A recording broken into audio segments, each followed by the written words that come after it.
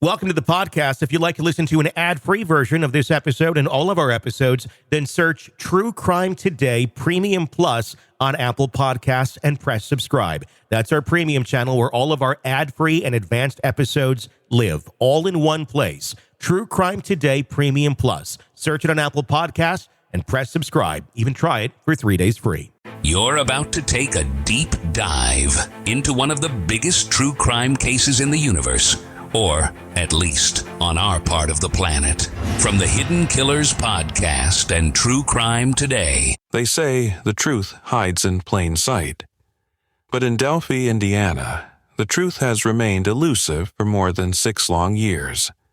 This is the story of how 2 young girls, Abby Williams and Libby German, went on an innocent hike on a cold February day in 2017 and never came home. And now, years later, their tragic deaths have led to a web of suspicion, ignored clues, and one man, Richard Allen, standing trial for their murder, while many wonder if the real killers are still out there. It was February 13th, 2017, when best friends Abby and Libby went hiking on the Monon High Bridge Trail in Delphi. They were dropped off by Libby's older sister, Kelsey, to spend their day off from school exploring the trails. The last known image of them alive is a photo posted by Libby at 2:07 p.m., showing Abby walking across the bridge. The next day, their bodies were found about half a mile from the bridge. What exactly happened to them in the moments after that Snapchat photo? That's where the story becomes murky, and the investigation seems to take a wrong turn. The scene was gruesome. Early reports suggested the girls had been murdered brutally, but police quickly clamped down on releasing any details to the public. It would take years before we'd learn that the girls' bodies had been staged. There was no sign of a struggle, but certain pieces of evidence suggested something far more sinister might have occurred. At first, investigators didn't know where to begin. Delphi, a small town of 3,000 people, had been turned upside down. The locals were terrified. How could 2 young girls be killed in broad daylight, in a town where everybody knows everybody? As the investigation unfolded, the answers didn't come any faster. Instead, it seemed like the investigation began to develop tunnel vision. It all started with a photograph taken by Libby on her phone. A blurry image of a man walking across the same bridge. He was wearing a blue jacket, jeans, and a hoodie. In grainy stills, the man would come to be known as Bridge Guy. More chilling still was the audio recording captured by Libby's phone of the man's voice saying, "Down the hill." Investigators were sure that the man in the photograph and the voice on the recording belonged to their killer. In the years that followed, they'd release sketches, audio, and pleas to the public, but no arrests came. All the while, more information about possible suspects began to trickle out. Information that would be overlooked or, some say, deliberately ignored. Let's talk about Ron Logan. Ron Logan's property was where the bodies of Abby and Libby were discovered. His land sat right near the Monon High Bridge, close to where the girls were last seen alive. Logan, a local man in his late 70s, had lived there for decades. By all accounts, he was a man who kept to himself. But after the girls' bodies were found, Logan became a person of interest for more than one reason. Logan's alibi raised immediate suspicions. He told investigators he wasn't home when the murders happened, that he had been away at an aquarium and didn't return until later that evening. But that alibi didn't hold up. Logan had asked a family member to lie for him, to tell police he was elsewhere, away from the property. That alone set off alarm bells for investigators. Now, you might be thinking, why would he lie about something like that, especially after such a brutal double murder? But the truth, according to Logan, was far more pedestrian. He didn't want to admit he had been driving that day. Logan was on probation for a previous DUI, and one of the conditions of that probation was that he wasn't allowed to drive.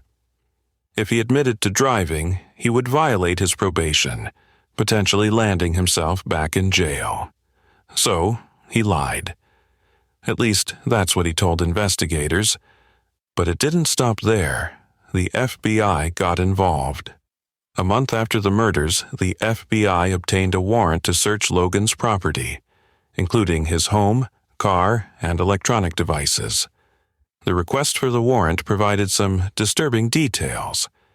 Investigators believed that whoever had killed the girls had moved and staged their bodies, a detail that hadn't been released to the public.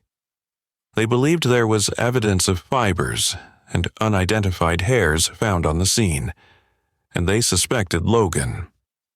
Despite the intense scrutiny and the FBI's thorough search of Logan's property, no direct evidence was ever found linking him to the murders. He was never charged, and the case continued to grow cold. But that wasn't the last we'd hear of Ron Logan. In the years that followed, his name would keep resurfacing, particularly because of the bizarre circumstances surrounding the case. Let's move to the second suspect, and one that many feel should have been more thoroughly investigated. Keegan Klein. Keegan Klein was an internet predator, a man who had used fake social media profiles to solicit explicit images from underage girls. One of the profiles he used was under the name Anthony Shots, and it was revealed that he had been communicating with Libby German shortly before she was killed. In fact, police discovered that Klein had been chatting with Libby on the very day she was murdered. Think about that for a moment. A man known for preying on young girls, who had used fake profiles to manipulate and exploit minors, was one of the last people to talk to Libby. And yet, Klein has never been charged in connection to the murders. Investigators searched his home, found child pornography, and arrested him on unrelated charges, but when it came to Abby and Libby, they couldn't connect him directly to their deaths. Still, the timing of his conversations with Libby raised eyebrows for many who followed the case. Klein, for his part, denied ever meeting Libby in person. He claimed he had chatted with her online but didn't have anything to do with her murder. But could it really have been just a coincidence that a man like Keegan Klein happened to be talking to one of the victims just hours before she was killed? For years, some in the public have suspected that Klein, or someone connected to him, might have had a role in the murders. But despite these suspicions, no evidence has emerged to tie him to the crime scene. And then, in 2022, something happened that no one saw coming. Richard Allen, a man who had never been publicly named as a suspect, was suddenly arrested and charged with the murders of Abby and Libby. Allen, a local man who had worked at the CVS in town, was an ordinary face in the community. He was married, a father, a man who had printed out photographs for the victims' families after the murders. No one in Delphi could have imagined him being involved in something so monstrous.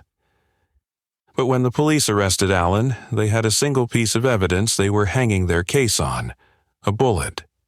The police claimed that an unspent bullet found at the crime scene had been matched to a gun owned by Allen. This, along with witness testimony placing him near the bridge that day, was the cornerstone of their case against him. But it wasn't long before questions started to arise. For one, why had it taken police so long to arrest him if they'd had this evidence? The bullet had been found years earlier, so why the sudden move to charge Allen now? And why, after all these years, were there still so many unanswered questions about the crime? Richard Allen's defense team wasted no time in poking holes in the prosecution's case. They pointed to the lack of physical evidence directly tying him to the murders and began to introduce a new theory, one that seemed ripped from the pages of a crime novel. Odinism. Odinism, a pagan Norse religion that has been co-opted by some white supremacist groups, became a key part of Allen's defense. His attorneys argued that the murders of Abby and Libby had ritualistic overtones, and that a group of Odinist followers might be responsible. They pointed to evidence found at the crime scene: branches arranged in specific patterns, symbols that could be interpreted as runes, and argued that this was the work of a cult, not a lone man like Richard Allen.